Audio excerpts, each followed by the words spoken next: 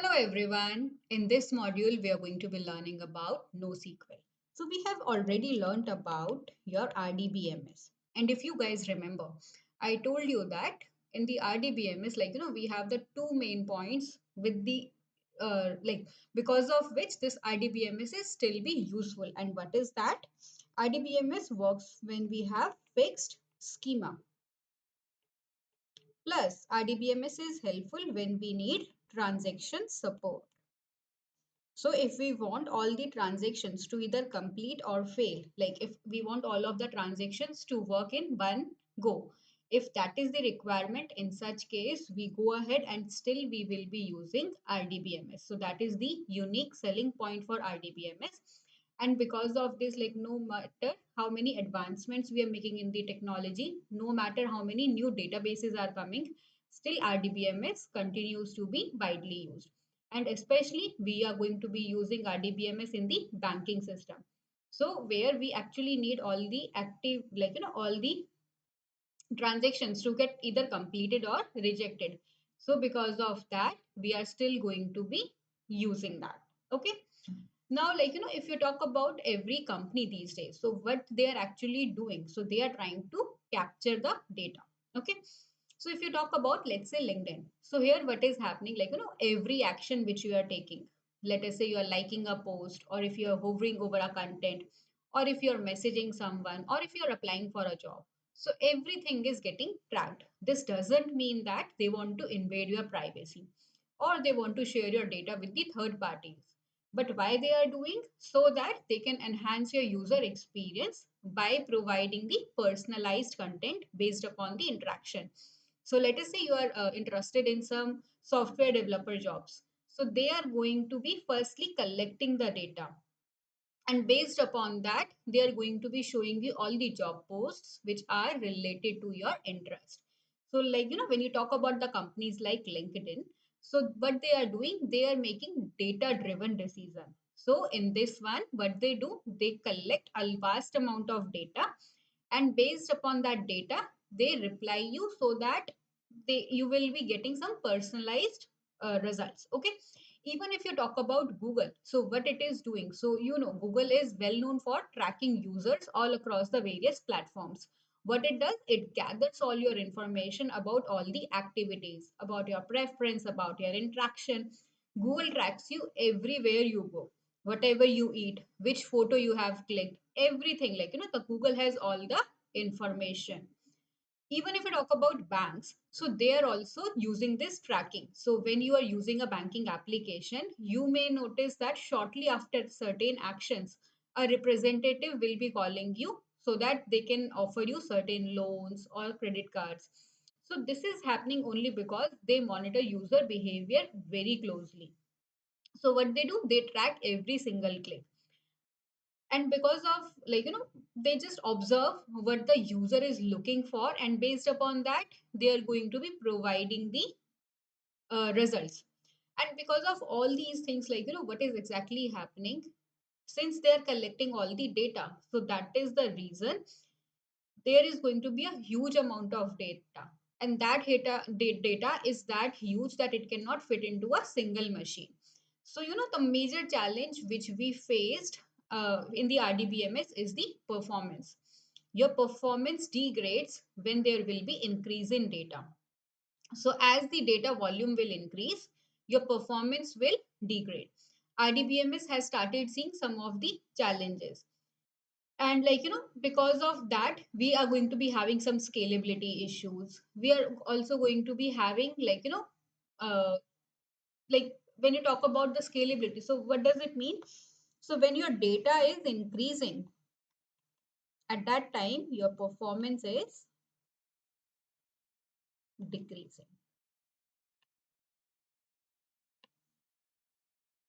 And because of that, RDBMS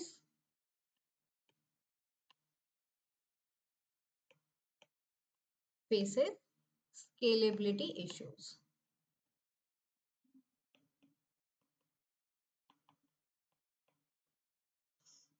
All right. So now we will see, and this is one of the biggest problem. Okay. Now we will see why is exactly happening.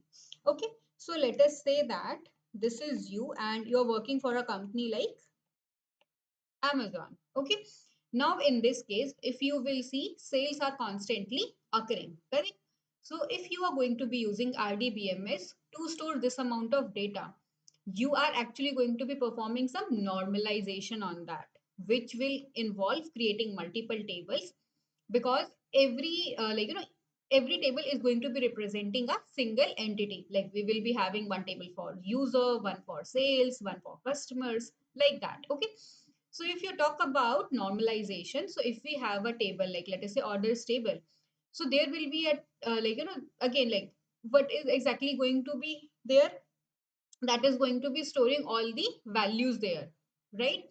So like let us say your customer, your manager is coming and they are asking you that, tell me in the last 24 hours, whatever sales has happened on our website, tell me what was the age group of the customers.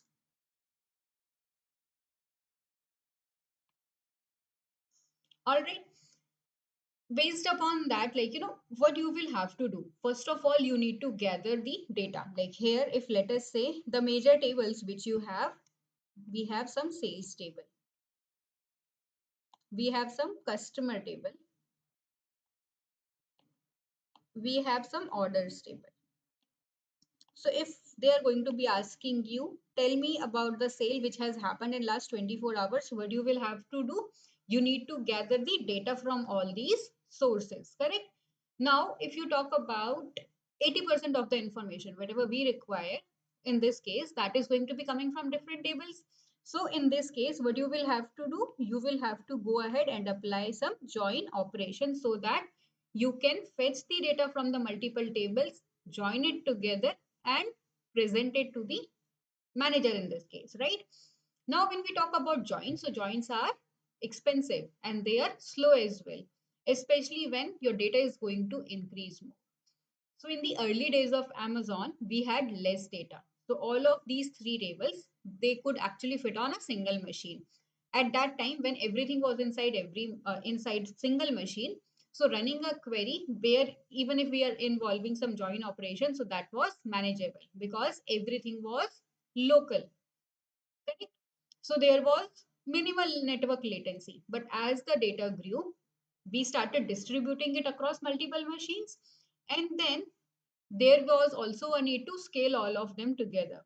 And for scaling, what we did, we put the orders table on one machine, customer table on one machine, sales table on another machine. Now, whenever we will have to collect some data, we are also going to be involving some network hops, because there will be some write queries which we will be needing to fetch the data. And this is going to take time because here we have some not network hops plus some join queries. So this distribution is going to be introducing some network latency, and that is going to slow down the performance. So when your system is going to scale, your performance is also going to suffer. And that is going to make your relational databases less scalable. So this scalability issue is one of the challenge which you are going to be facing with the RDBMS. So now, we'll be discussing what are the two primary scenarios where RDBMS is not the best choice. So when RDBMS is not a good choice. So what is the first scenario which we have? When your schema is dynamic.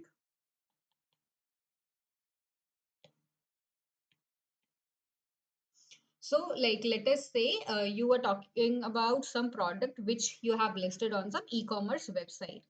So we can have multiple products and all the multiple products are going to be having different attributes. So here if let us say we are having attribute like warranty.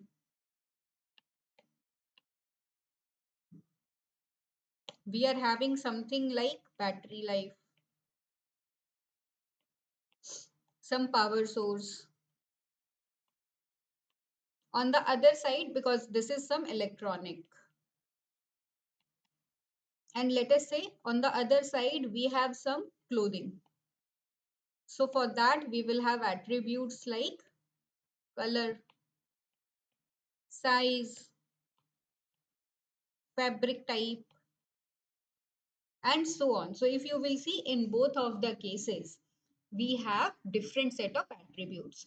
So if you are working on a project where requirements, like, if you are working on a project where you're going to be dealing with different set of attributes, in that case you should not be going ahead with RDBMS. Also, if you have a project where you are like in the initial phase, when you are not very clear with what are going to be the requirements, when these are not going to be complete, or if you have some frequently changing requirements, so in those cases as well you should not go ahead with RDBMS. The second one is when you should not be using, when you have large data volume. So when you talk about large data volume, in that case your performance issues are going to be there, and because of that your RDBMS is not suitable. So in such cases we should be looking for some other alternatives who can actually handle some large data set. So because of that, a new concept was brought to the people, which is so much influenced by the distributed system. And that is what we go ahead and call as NoSQL database. Okay. So when you talk about NoSQL database, it is very much important to understand that, like, a lot of people think that this is opposite of your SQL, but it is not opposite of that. Rather, what we can say, it complements SQL database. What does it mean? It means that if some functionalities are missing in SQL, then NoSQL is going to be completing that.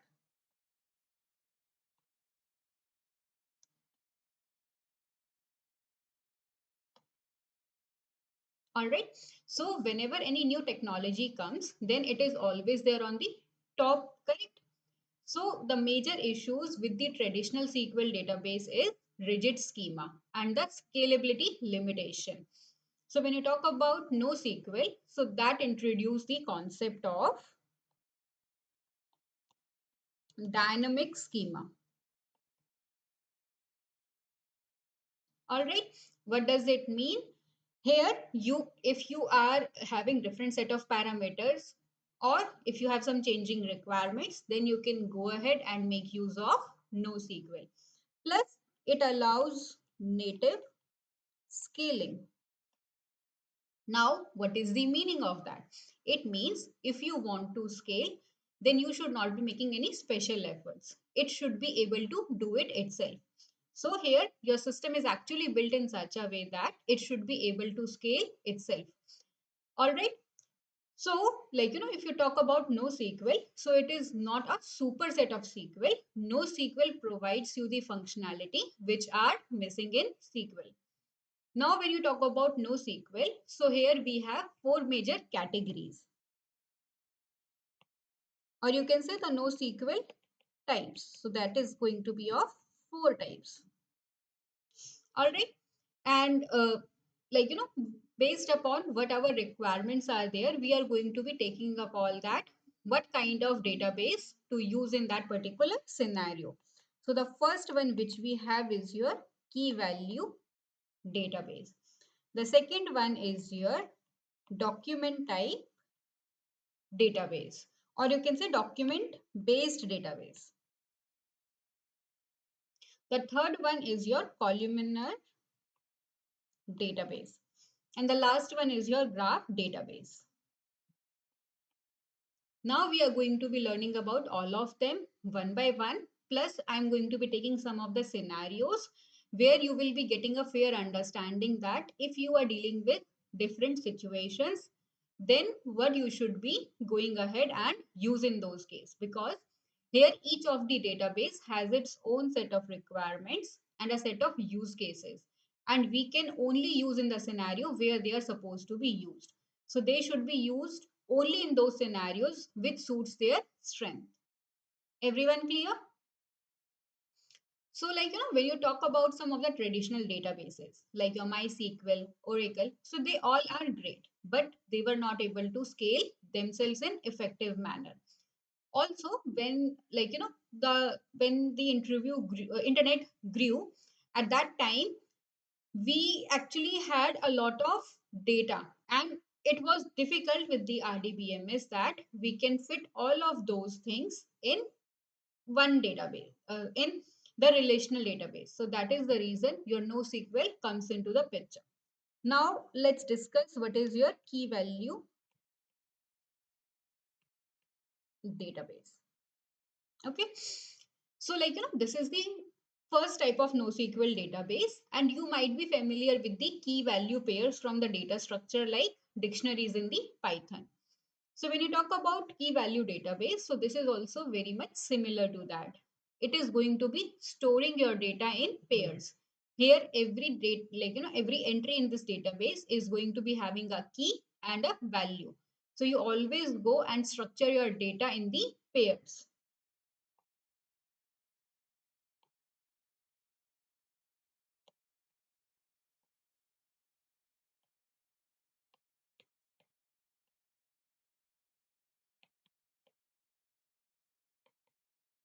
Now, what kind of data it can be storing? So let us say we are talking about some salary component. Okay. So here, like I'll be taking some three people. So let us say there is a person A who is having a salary of 90,000. Then I am having a person B who is having a salary of 41,000. Then I'm having a person C who is having a salary of 1,20,000. So this is how we have three people with three salaries. So in this case, if you are seeing, we are able to organize our data in key value pair. So this is going to be the key and this is going to be the value. So when you can structure your data in key value pairs, so it is a good way to use the key value data structure when you are able to break down your data in that form. Now let's discuss what are the advantages of your key value database. Okay. So the first advantage which we have here is when you talk about the key value database. So these are very simple, right? So here we can say this is very simple. This is easy to implement. Also, when you talk about your key value database, so it is easy to scale. So this is scalable. And one of the most widely used example is redis. So when you talk about redis, so why do we go ahead and use this? This is actually well known for how, how fast it is. So it is well known for its speed as well as its efficiency. Okay. And when you talk about redis, so here what we do, here we are going to be having a key value pair. So in this one, generally your key is going to be the string. And when you talk about your value, so value could be any type. So it can actually have any type. It can have some string, integer, JSON object, anything. Okay. Another example is Couchbase DB. So this, when you talk about this Couchbase Couchbase mem cached. So here also, what we are exactly going to be doing. This is also going to be storing your data in the key value database. So now we will take a look how your key value stores are generally going to be there in the industry. Like I told you, these are the examples, but you should also be able to understand that where from the industry point of view where you are going to be exactly using it. Like on paper I can say okay, we are going to be storing key value, but you should be understanding the use case where it is generally going to be stored. So when you talk about key value database, so this is used in 90% of the cases, and we are going to be using this majorly when you want to provide caching. So here, this is when you are going to be applying it in the NoSQL world. A lot of people also refer it as distributed caching. So this one is actually going to be helpful because here what I am going to be doing, I am going to be storing all my key value pairs here in the form of like here, like we are going to be logging our data. So we are going to be having some key and some value here, right? So in the key, I am going to be storing something like button clicked, and in the value I can store the timestamp. So based upon this, if you will observe, we are able to store it there, right? So whenever you will have to perform caching, you should know that the key value database is something which you are going to be using it there. Plus, it will also provide you the option of native scaling. So whenever required, it is going to be scaling it itself. Okay. Now, the next one which we have here is document based DB.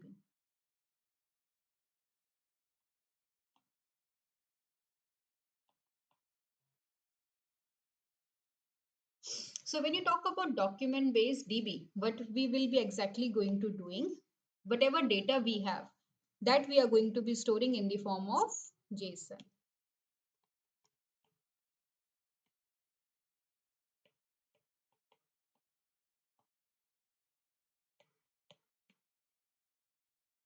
So when what we are going to be doing. So like let us say we are having some information about, let us say, some person. So how we are going to do? We can store something like ID. So for that person, I'm going to be providing an ID, let us say 123. Then I'm going to be providing another field, let us say name. I am going to be providing a name ABC. After that, if I want to enter age, let us say 40. Then if I want to enter a gender, I am going ahead and entering something like female. So if you will see whatever information we have, how we are storing it in the form of a document. So here, what is the biggest example of your document type based DB? That is the MongoDB. So this is one of the popular database, although a lot of people are using it, but they still do not know why we are going to be using it. So you should be understanding, whenever you have some information which is there in the form of document, go ahead and store it in MongoDB. Like once I was taking I was actually judging a hackathon, and there are a lot of students who are using MongoDB, and I was just asking them that why are you going ahead with this kind of DB instead of knowing the answer. But they said okay, because that is openly available. But no, if somebody is making this question to you, you should be saying that we are going to prefer MongoDB because here we want to store the information which is there in the form of document. And these documents can be there either in the form of some text, some XML, some JSON, anything And when you talk about this MongoDB, out of all these formats, JSON is the most commonly used format. So you should be knowing that when you talk about JSON, here everything is going to be so much lightweighted, and it is very flexible. Whenever you will have to store data, you just have to store your data in this form. You are not adding any additional metadata here. So if we talk about MongoDB, so this is one of the most widely used document database which is available in the market. Also, why this is so famous, that is because it provides support of transaction as well. It provides best of both of the worlds. So it doesn't it doesn't provide 100% support, but it does provide support to some extent, and it provides the push transaction support. So it is not as robust as your traditional database, but still, when you talk about MongoDB, so in this one you are going to be getting the advantage that okay, here you can store dynamic data, and you are also able to provide scalability there. So here you are getting the benefits of RDBMS, some transaction support as well, and you are also getting the benefits of NoSQL world as well.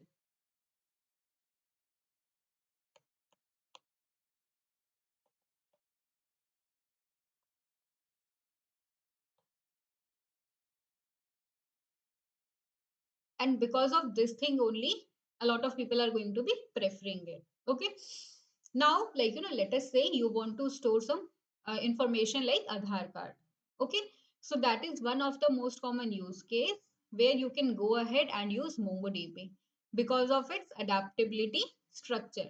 So in a JSON document, what you can do, you can go ahead and provide some different fields at the runtime.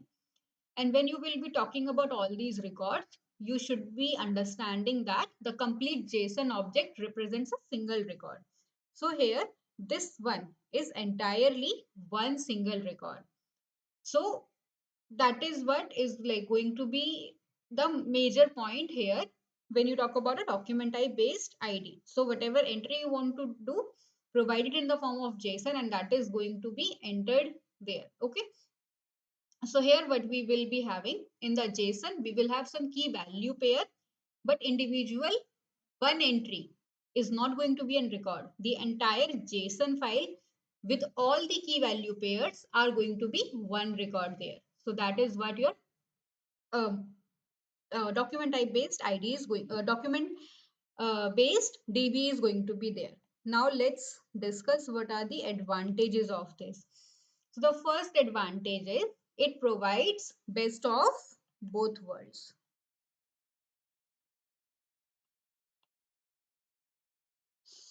Like I discussed here, we are going to be having advantages of both your RDBMS and NoSQL.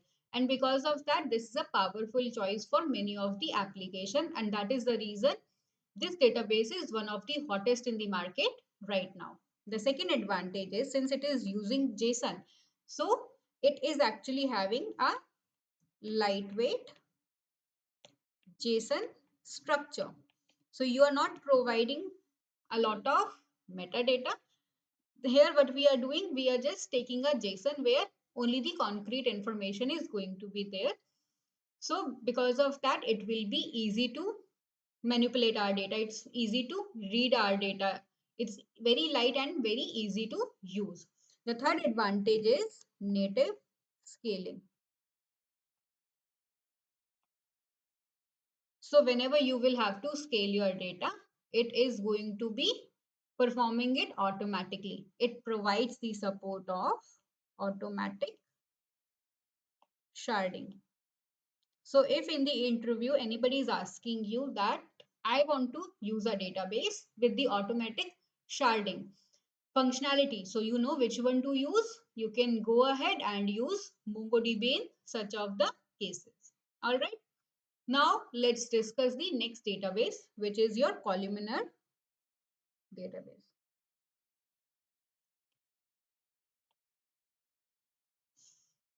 So like, as the name is saying, so what we are going to be doing here, we are going to be organizing our data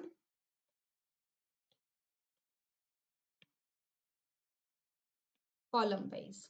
So generally, when we talk about some table, so how we generally do based upon the rows. But this is different from that. So it is different from your traditional databases like the MySQL, Oracle, MongoDB. So instead of organizing it row wise, here we are going to be performing it column wise. And we are generally going to be using it whenever you have some analytical queries. Like, if you have all the data, like let us say it is storing some salary and I am saying that tell me the average salary or tell me the total salary. So if you have to perform some analytics there, you will go ahead and use Columnar DB. Also, whenever you will be having some large data set, because they help us if you are going to be having, like, if you want to go ahead and perform, one second. Yeah. So whenever you have to perform some reading of some specific column, and if you do not want to scan the entire row, if you just want to do it on column basis, so what you will do, you will go ahead and read from there. And like, even if you have to talk about how you are going to be storing it. So like, let us say here you have a table with certain fields, let us say X, Y, Z.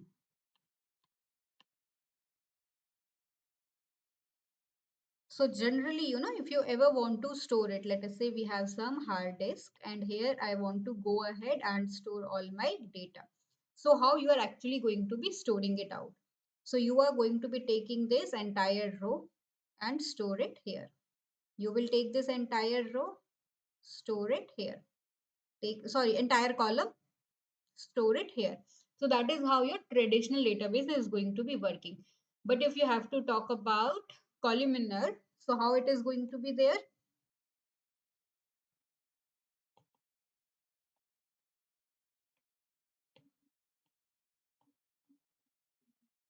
If you have a table with these three columns, and if I want to store it in some hard disk, so how I will go ahead and do, I'll take this column and store it here. I'll take this column, store it here. I'll take this column and store it here. So this is how it is going to be there. Instead of storing a row, we are going to be storing it in the form of column. So that is how we are going to be performing it down. And like I said, how it is exactly going to be used. Let us say I have a student table. So there I have something like roll number, name, marks. And what kind of queries I want to do. Let us say I want to get some average marks. So what you can do, you can just take this column and perform average there. So if you are doing it in that form, it is going to be like, even quicker for you. And even in the interviews, people are going to be asking you how you are going to be structuring it out. So you can go ahead and tell that we are going to be taking entire column and store it at one place. People are going to be generally asking you about the structure, like how it is different from the normal database. So you should be knowing that. One of the well-known data structure is Cassandra. Okay, so here what you can actually do, you can run your SQL-like queries.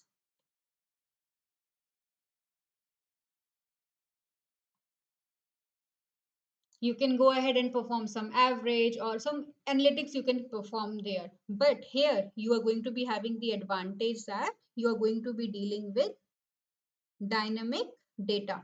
So here your columns are going to be dynamic. Columns are not at all going to be fixed. Now let's discuss what are the advantages of this database.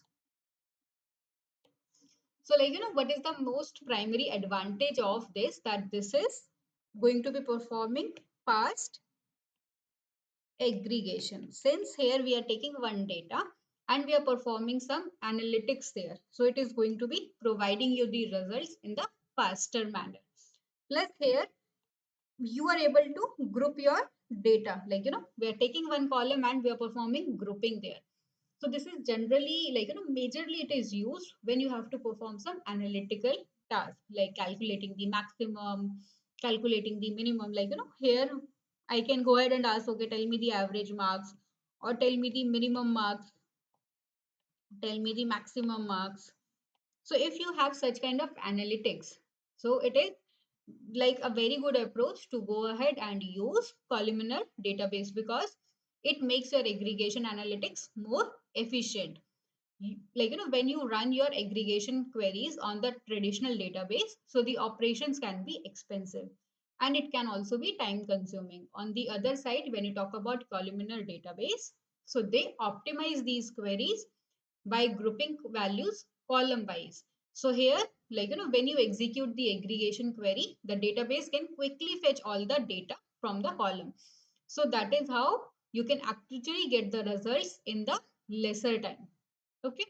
Now the next database, which is graph database. So like, even if you guys know how a graph is exactly going to be structured, so kind of similar to that, we are going to be having a graph database as well. So these databases are still evolving, but the question is, why do we need it? So whenever you have some complex relationship, if you want to represent it in the form of a database, you will go ahead and use graph database there. So why it is used to represent complex relationships. So a very good example for this is social media. So if you talk about social media like Instagram or some professional network like LinkedIn, so both are going to be falling in this category only.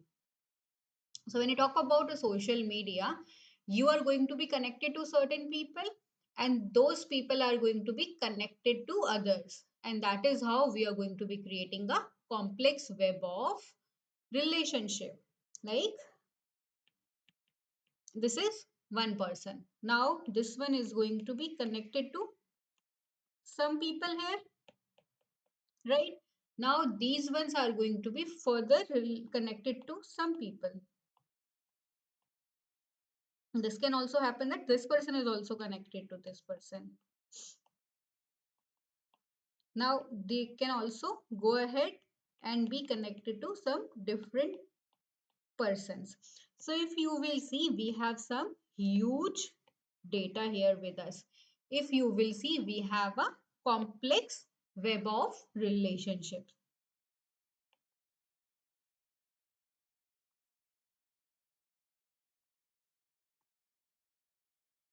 Correct. So whenever you are going to be having such a use case, like, further also it is going to be connected. So if you will have such a requirement, you will go ahead and make use of graph database. So whenever you are going to be dealing with huge amount of data, and if it is going to be multi-directional, like I said, this guy can be a friend of this guy can be a friend of this guy. Like, it can actually have a web relationship, multi-directional relationship. So in such case, your traditional database is not at all going to be working. To solve such of the problem, we are going to be making use of graph database. And same like, if you're talking about this in LinkedIn, so what exactly happens? So if somebody is your direct connection, so we call it as some first degree connection. If they are friend of a friend, we call it as a second degree connection. If there is no direct or if you have some indirect connection, so we call it as third degree connection. So that is how it is going to be there. So, like, when you talk about graph database, so this is going to be letting you have such complex relationships to be like, easily represented in real time. Now, when you talk about a graph, how it is exactly going to be there? So, if you guys remember, in a graph, we have something which we call as vertices and edges. So, this one is going to be your vertices. This is your vertices, right? And if you have to talk about this, like the connection between the node is going to be the edge,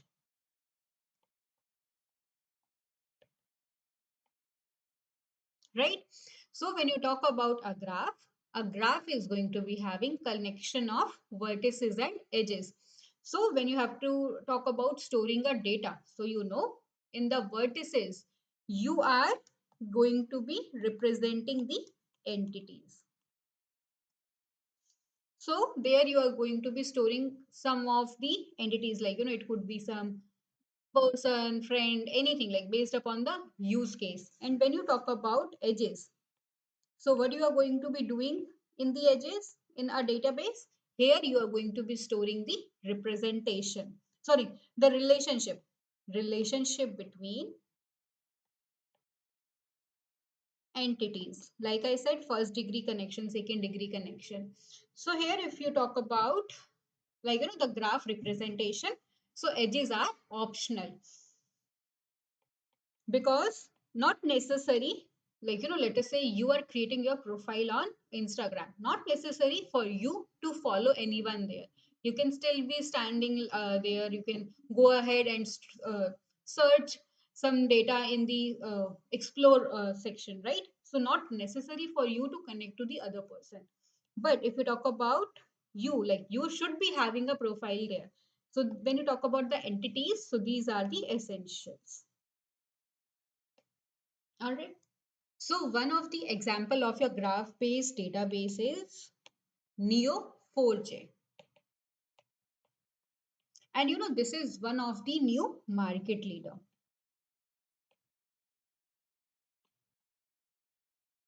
So here what exactly happened, like, let's take the example of LinkedIn. So, every individual there is a node, that is the vertex. And when like, one person is going to be sending a connection request, and if they are accepting it, what will happen? That edge is going to get created between them. That edge is actually going to be representing the relationship between them. So now you must be able to understand when to use graph database whenever we will have to handle complex layer of relationship which are difficult for a traditional database to manage. So what you will do, you will go ahead and make use of uh, uh, graph based DB. Okay. Now I'll be taking some of the scenarios so that you can understand that based upon the different requirement, what you should be using there. Okay. So first scenario is something like you are working for a Flipkart product team, and for that you will have to select a database. Okay. So the first one is selecting a database.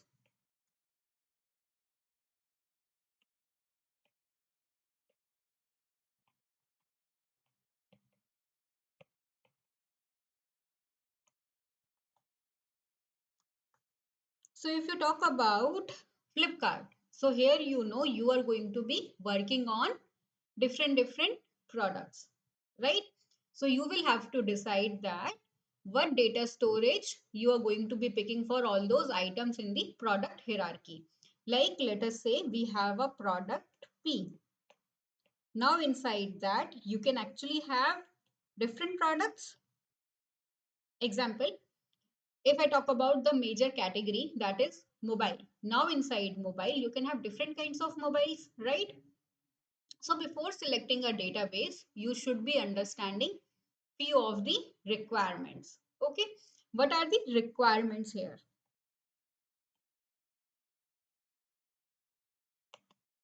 So the first one could be something like your data must be easily queried.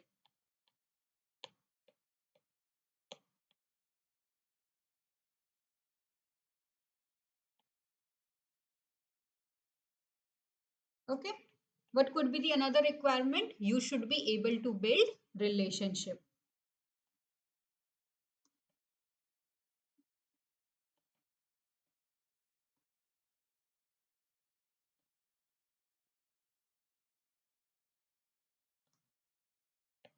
Third one could be here, when you talk about the products, so they can actually have a dynamic schema, not necessary always you will have a fixed schema.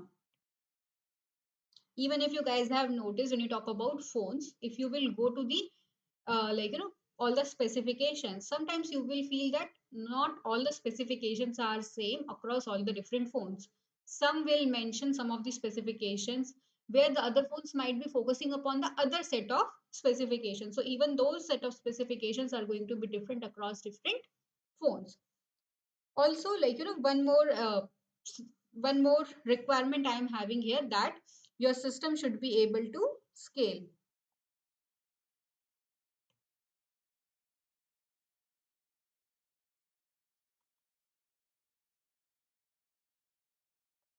Now along with that, here since we are talking about products, so we are also going to be providing some transaction support.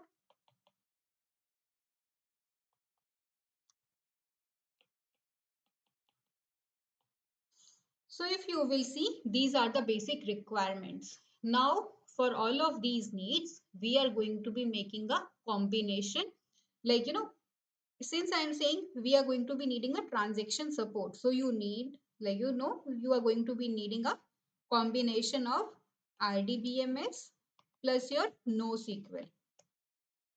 Correct? So for a solution like this, I told you what is exactly which is going to be working here? MongoDB.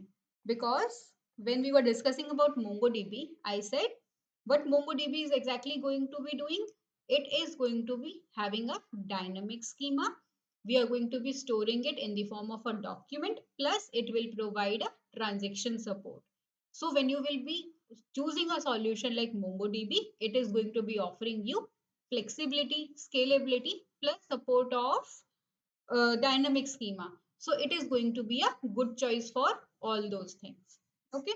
Let's take another example here. Let us say that now you are actually working at the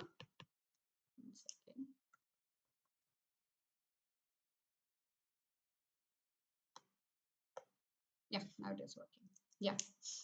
So let us say that you are working for the business intelligence at Flipkart.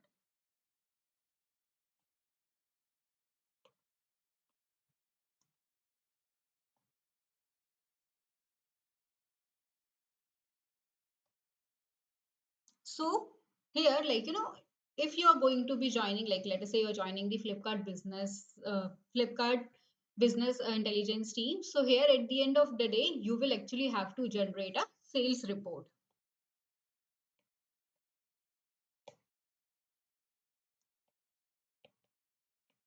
right? So here in this one, what you will have to do, like, in this particular one, some things you are going to be doing it for the daily sale. You are going to be like, ensuring all these things. For the daily sales, we are going to be tracking out how it is exactly going to be happening for your daily sales, for your monthly sales, for the annual sale. So this is what we are going to be monitoring there. Okay.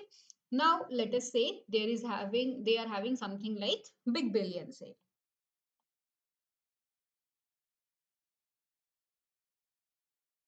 So like, when you talk about big billion sales, so here we are going to be having lots of orders, right? And that is actually going to be resulting into huge amount of data.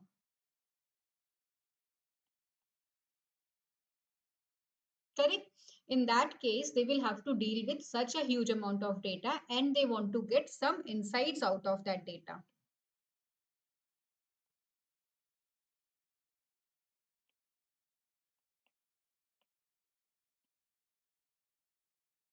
Okay, and in order to manage this data, they have to derive some of the, like, they are actually going to be determining that, okay, if we are having a sale, so what is getting mostly selling from our website? Is it some electronics or some apparels? And what age group people are preferring that, so that, like, they can actually go ahead and plan it for their upcoming sale. So if you guys remember, I told you in such a case, what is exactly going to be helpful? We are going to be making use of Cassandra here. Why? Because this one is actually going to be helping you when you will have to handle large amount of data. So if such is thing is going to be required, at the same time, if you are also looking for some performance, so Cassandra is the best choice. Now I'm going to be giving you different situations so that you can understand that based upon the scenario, which database you should be using. Okay. So let's discuss your scenario one. So in this scenario, let us say that we have large data set and on that we have to perform some analytics. So for your scenario one, if you have analytical use case for large data set. So what you should be doing in this case, we are going to be running aggregation. Run aggregation on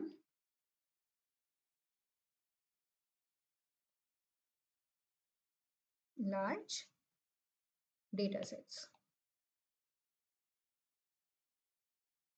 Correct? And for such a case, what we should be using, we have already discussed, right? So we are going to be making use of Columnar database. So in this one, like, we can make use of something like Cassandra or Amazon Redshift. So these are optimized for the analytical queries.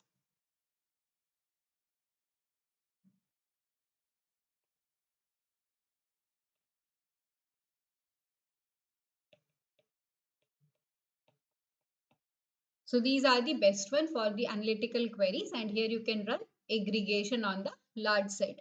So they also allow you for the faster read times for the columns, and that is why this is ideal for such of the use case. Okay. Now let's consider another scenario. So like let us say we want to perform caching, and we are also in like taking care of the performance. So like the use case is performance optimization for caching.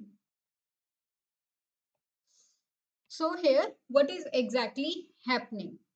Okay, so like let us say your system performance is slowing down and you want to implement caching so that you can improve it. So which NoSQL database you are going to be considering? If you guys remember, I told you whenever you have to perform caching, the moment this word is going to coming into your mind, you should know what database to use here. So we are going to be making use of key value based database. Okay, for this one you can make use of either redis or memcached based db. All right, these ones are efficient whenever you will have to perform caching because they can easily retrieve the values based upon the unique keys, and because of this they can also help you in improving the system performance. Let's consider another scenario. So like let us say we want to perform scaling, and that is beyond your relational database.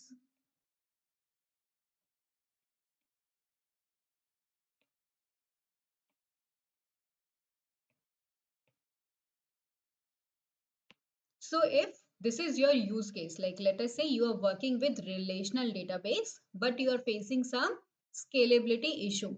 And that is because you are experiencing some high volume data. So you want to transition from relational database to NoSQL. So what is going to be the best opinion in this case? So the best option is going to be the document based DB. And in this one, what is going to be the best solution? You can make use of mongodb or couch based DB. So here what we are going to be doing, like what these databases are going to be offering. So they are going to be offering you flexibility. Here you can go ahead and handle large data sets. At the same time, here you are also going to be getting the option of native scaling. So if these are the use cases, you know which database to use there. Now let's consider one more scenario.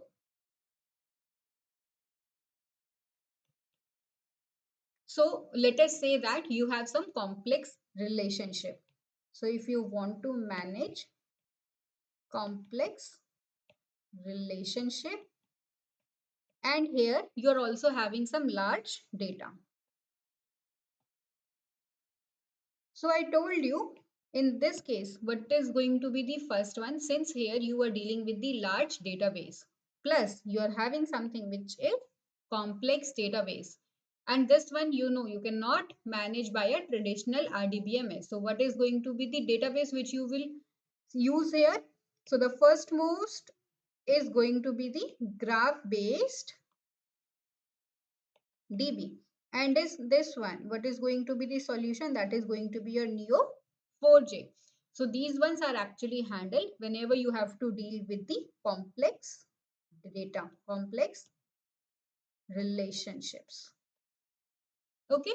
Also here, like, you know, basically here what is going to be there? We are going to be making use of graph where we will be having a node and you're going to be having a vertex. So with the node, we are going to be representing our entities, and with the vertex, we are going to be representing the relationship between them. So these are ideal for the applications like social networks, or sometimes like, you know, if you are designing something like recommendation engine. So here you are going to be recommending that, okay, for this these are the recommendation for this, these are the recommendations. So that is how you're going to be having a complex relationship.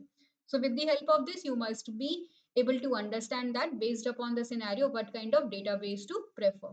So that's all I had for the NoSQL databases. Now in the next one, we are going to be discussing a case study. Okay.